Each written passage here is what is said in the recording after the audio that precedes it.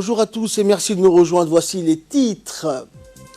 Le président de la République donc, a organisé une rencontre de concertation avec les leaders des partis politiques de la majorité comme de l'opposition. Et dans l'actualité internationale, Bruxelles refuse toute renégociation du Brexit. Merci à vous de nous rejoindre. Le président de la République, Ismaël Omar Guelleh, a entamé aujourd'hui un processus de concertation et d'échange avec les forces vives de la nation. Et dans le cadre de la célébration du 40e anniversaire du parti RPP et du 25e anniversaire des accords de paix d'Abra, le président de la République a entamé une série de rencontres et d'échanges avec l'ensemble des forces vives de la nation. C'est une série de consultations avec les représentants des partis politiques djiboutiens, de la majorité comme de l'opposition. Et lors de cette réunion, le président Ismaël Omar Guelleh a évoqué l'évolution du paysage politique national et régional.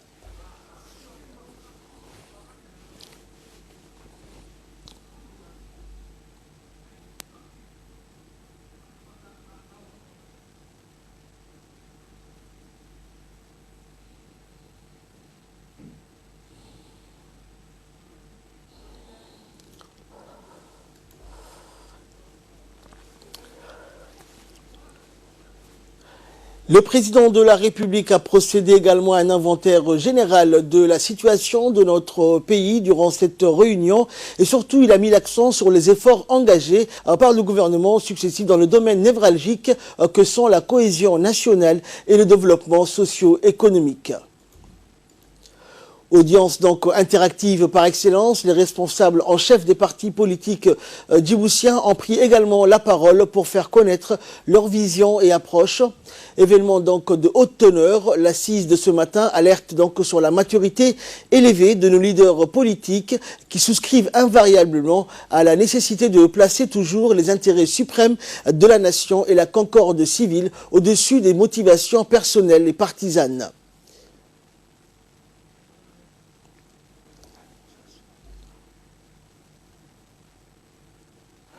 Cette initiative donc de concertation et d'échange voulue par le président de la République démontre, si besoin est, que la démocratie est bel et bien ancrée dans notre pays.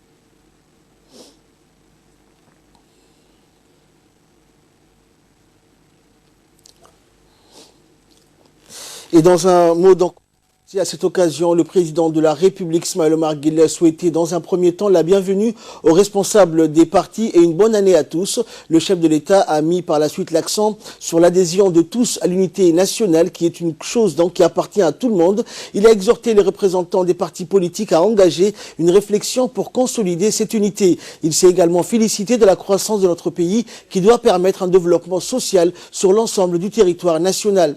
Dans son message, le numéro 1 djiboutien a demandé à maintenir ensemble le cap du développement qui a abouti à des résultats palpables à tous les niveaux. On écoute le président de la République.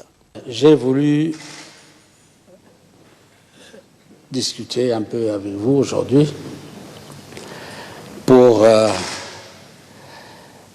mettre un certain nombre de choses qui requièrent notre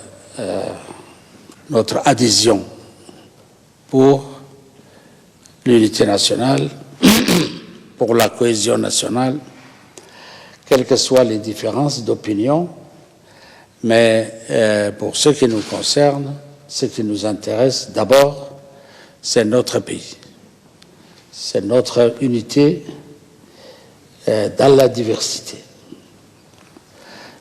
Nous pouvons mettre tous nos efforts pour que notre pays continue sa progression, son progrès, sa croissance, pour que notre pays soit un pays fort, un pays ouvert, un pays qui continue à s'occuper de ses affaires, de son économie et de son unité. Nous sommes fiers de pouvoir compter depuis quelques années une croissance continue, une croissance qui est au-delà de 8%. Nous avons démontré notre volonté et notre capacité de pouvoir penser à nos enfants, à nos écoles, à notre santé. Nous pouvons dire aujourd'hui qu'il y a une propension de baisse du chômage. Et notre combat aujourd'hui, c'est comment maintenir le cap, comment, avec les changements et le bouleversement de la région, comment garder notre personnalité, notre pays, et comment continuer notre chemin vers le progrès, comment réfléchir à consolider notre cohésion nationale, n'est-ce pas, et comment démontrer notre solidarité envers ceux qui, parmi nous, ne peuvent pas travailler, ceux qui ne peuvent pas se loger, ceux qui ne peuvent pas se soigner eux-mêmes. Comment faire vivre les nomades qui souffrent, n'est-ce pas, des aléas de la sécheresse, et leur montrer que nous sommes à leur côté, en leur offrant un minimum de vie, en leur offrant l'eau nécessaire, en leur offrant la possibilité de se soigner et de s'éduquer, surtout dans les zones rurales les plus reculées. Nous devons mettre tous nos moyens pour qu'il n'y ait pas deux sociétés qui ne vivent pas en symbiose. Et nous devons rechercher tous les moyens, toutes les bonnes volontés, tous ceux qui concourent à nous unir, à nous unifier, à penser toujours à notre peuple, n'est-ce pas, et à notre pays. Et qu'on continue à profiter de toute occasion qui nous est offerte pour que nous soyons respectés parmi les pays de la région et du monde pour notre capacité de gérer notre pays dans la tranquillité, la stabilité et vers le progrès, vers le numérique, vers ceux qui veulent vivre avec nous dans l'amitié et la fraternité. Vous êtes les membres de la communauté nationale, vous êtes ceux qui font l'opinion de ce pays. Vous avez une responsabilité, chacun d'entre vous, qu'il soit de l'opposition ou de la majorité. Ce qui nous unit, c'est le pays, c'est la cohésion nationale.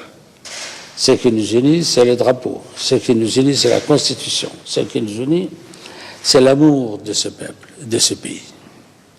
À nous, maintenant, de maintenir, si vous voulez, notre un dialogue continu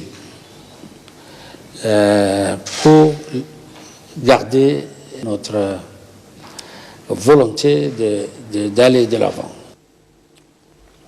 Et à l'issue donc de cette réunion, comme vous avez pu le voir, qui s'est tenue à huis clos, donc présidée par le chef de l'État, les leaders des différents partis politiques du pays, de la majorité comme de l'opposition, se sont exprimés donc à l'issue de cette réunion. Et c'est ainsi donc que le vice-président du parti RPP et Premier ministre, Abdelkader Kamil Mohamed, a exhorté l'ensemble des participants à travailler en concert.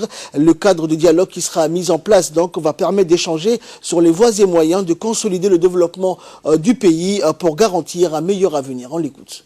Il y a eu quand même quelques échanges de vues entre les représentants de la majorité et ceux ou celles de l'opposition. En tout cas, le président a rappelé que nous partageons beaucoup de choses en commun, à savoir le pays, le peuple, l'unité nationale et aussi la cohésion sociale. Et c'est cela le plus important.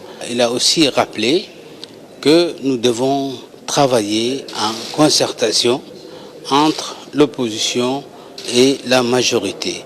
Et un cadre, à ce sujet, il y aura un cadre donc de dialogue qui sera instauré par la majorité et sera où l'opposition aussi sera conviée à débattre avec la majorité des problèmes essentiels du pays et non pas des problèmes partisans. Et c'est cela le plus important de cette réunion, c'est ce cadre de dialogue qui sera mis en place très rapidement et nous allons inviter l'opposition à dialoguer sur le point essentiel, à savoir l'unité nationale, la cohésion sociale, le drapeau et le pays et le peuple djiboutien. Et également donc dans sa réaction à la sortie de la réunion de concertation avec le président de la République et les teneurs des partis politiques, le secrétaire général du parti FRUD, Ogoulé Kiflé Ahmed, a félicité le chef de l'État pour l'organisation de la première réunion donc destinée à échanger entre l'ensemble des partis sur l'avenir du pays. On l'écoute également.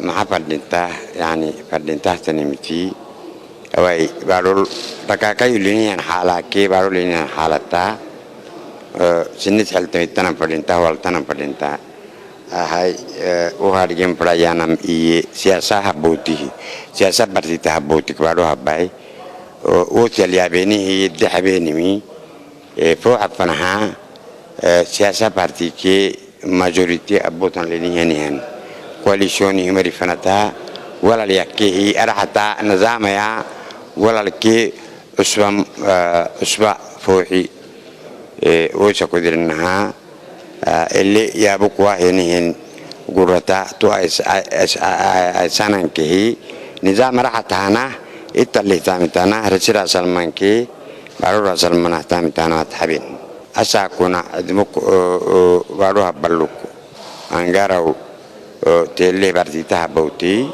وولا كادو فو حفنها قدا ساكو صحابتو ايتامهن ناي دلوا معي كل مري شتم بقولكي اللي افكرني فردين تحتني جنبي فنها تم بقول حل تحتني مي راحت لونمو لا يسانمت حبيني وولو كادونا ولا ليكي ولا البارتيتا كادو امبيه هي باروهم متك كاسلي حدلو تمن تكي. Et à l'instar des autres ténors des partis, la présidente du parti PSD, Hasna Moumine Bahdoun, a réagi positivement à l'organisation de la réunion proposée par le président de la République. C'était l'occasion de présenter les vœux de bonne année. Le président de la République a présenté à l'ensemble des partis. Nous avons également présenté. Et c'était également l'occasion de discuter tout simplement de l'avenir de Djibouti et au vu de ce qui se passe dans la sous-région. C'était juste une réunion de concertation. Également, donc, on s'est exprimé à l'issue de cette réunion à huis clos qui s'était tenue avec le président de la République, le président du parti PND, Abdelrahman Mohamed Alalé. سهير صراع واي مدحوينها أيام ما تقدرت إنه. Et Également, donc, le président de l'IPR, Ibrahim Chehem Daoud, s'est réjoui de la tenue de cette réunion avec les ténors des partis politiques djiboutiens et le chef de l'État. Et donc l'UDJ, enfin, Ileya Ismail Guedi, donc présidente du parti de l'UDJ, s'est exprimée à l'issue de cette rencontre. Je voudrais saluer l'initiative du président. C'est une initiative sans précédent dans notre pays. Nous avons eu une concertation avec les partis au pouvoir et les partis de l'opposition. Nous avons parlé des questions d'ordre général. Nous avons parlé des questions de l'intérêt général, l'intérêt de la nation.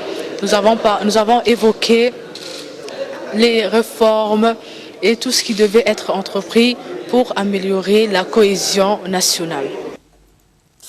Dans l'actualité également, aujourd'hui s'est ouverte la réunion ministérielle djibouto-éthiopienne ce matin à l'Institut diplomatique de Djibouti.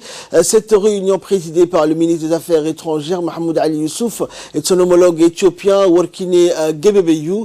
Cette réunion s'inscrit dans le cadre des consultations et de dialogues qui ont eu lieu régulièrement entre les deux pays, dont la vision commune orientée vers l'intégration économique. Vers la réunion ministérielle Djibouto-Éthiopie ce matin à l'Institut diplomatique. Cette réunion, présidée par le ministre des Affaires étrangères, M. Mohamed Ali Youssouf, et de son homologue éthiopien, Workine Gebebeyu. Cette réunion s'inscrit dans le cadre des consultations et des dialogues qui ont eu lieu régulièrement entre les deux pays dans la vision commune, orientée vers l'intégration économique. Les deux chefs de délégation se sont réjouis de la qualité exceptionnelle des relations bilatérales qui existent entre la République de Djibouti et la République fédérale d'Éthiopie. Quant au ministre des Affaires étrangères de la coopération internationale, M. Mohamed Ali Youssouf, a souligné l'importance qui revêt cette rencontre. Il a rappelé que cette assise constitue un instrument indispensable pour consolider les liens d'amitié et de fraternité qui unissent nos deux États dans le but d'améliorer sans cesse l'efficacité de leur collaboration et de garantir la sécurité et la stabilité de nos deux peuples, afin de faire profiter des atouts en vue de leur assurer l'accès au développement durable dans tous les domaines confondus. Et enfin, le ministre a évoqué la nécessité d'élargir davantage cette coopération vers le domaine du développement. Une fois les discours terminés, place aux discussions. Cette rencontre qui s'est déroulée dans un climat de franche collaboration, de sincère considération, a permis aux deux délégations de franchir un pas décisif dans la gestion des dossiers relatifs aux questions sur les permis de travail de résidence, les postes frontières, transport, le commerce, l'énergie, le pipeline, sur les questions financières et douanes.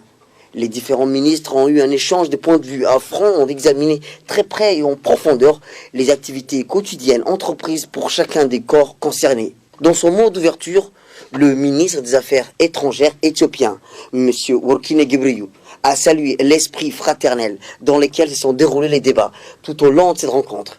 Il a rappelé que les relations entre la République de Djibouti et la République fédérale de l'Éthiopie unifient les deux pays comme deux pays frères. Nous partageons les mêmes valeurs, la même culture et la même vision économique. Cette 15e rencontre souligne des relations d'amitié et de coopération entre les deux pays et les voies et moyens qui sont susceptibles de les consolider davantage, a-t-il précisé. Cette assise a permis aux institutions concernées de redéfinir une nouvelle base de leur intervention conjointe. Cette importante réunion ministérielle a vu la participation d'une vingtaine de ministres confondus, de hauts cadres des institutions publiques et privées des deux pays voisins. Cette réunion de concertation est l'occasion de renforcer davantage les liens historiques d'amitié et de coopération qui unissent les deux pays concernés. Samatar Saïd, RTD, Institut diplomatique. Toujours en nouvelle nationale, le ministre de l'Éducation nationale et de la formation professionnelle Moustapha Mohamed Mahmoud a reçu aujourd'hui la visite d'une délégation de la fondation Qatari Education Above All, l'éducation avant tout. Les visiteurs de marque étaient composés donc de spécialistes des questions d'éducation au sein de la fondation Qatari. Et côté MENFOP, le conseil du ministre, le directeur général de l'administration, la directrice de l'enseignement public ont pris part à la rencontre. Le ministre a longuement expliqué à ses illustres hôtes la politique de son département notamment en matière d'offres d'enseignement à l'ensemble des enfants en âge d'aller à l'école. Il a mis l'accent sur la stratégie de scolarisation dans les niveaux de préscolaire et du primaire qui font partie intégrante du projet transformateur de l'école djiboutienne. C'est dans ce cadre qu'il a convaincu ses interlocuteurs d'adhérer à son projet de scolarisation universelle de l'ensemble de la population en âge d'aller à l'école dans le préscolaire et le primaire à l'horizon 2023. Ce à quoi donc les représentants de la Fondation ont tout de suite consenti et ont annoncé donc un soutien total au MENFOP. Non, le ministère dans son projet de scolarisation de l'ensemble des enfants hors école du pays, donc avec pour objectif d'annoncer l'éducation primaire universelle. Et enfin, pour clore l'actualité nationale, après une période de préparation opérationnelle d'1 mois, les premiers groupes du bataillon IL-6 ont posé pied à Jalalarsi, dans la région de Hiran, le 16 décembre 2018. La projection du bataillon a été effective le 3 janvier 2019. Ainsi, lors d'une mission de logistique dans la journée du 26 janvier dernier, le bataillon IL-6 récemment déployé à Jalalarsi fut attaqué par la milice Al-Shabaab lors de son trajet retour entre Jawhar et Jalalarsi. Fort d'une riche expérience opérationnelle au cours de sa montée en puissance à Mariama et aguerri au combat, le bataillon IL-6 a vaillamment combattu et a riposté donc à l'attaque des terroristes tout en leur infligeant des lourdes pertes humaines. Au total, l'ennemi a comptabilisé 11 morts dans son rang et 7 blessés graves. Et quant à notre bataillon de guerriers, on ne dénombre que 2 blessés légers. Durant cette attaque, le bataillon IL-6 a essuyé également 8 embuscades de la part de la milice Al-Shabaab.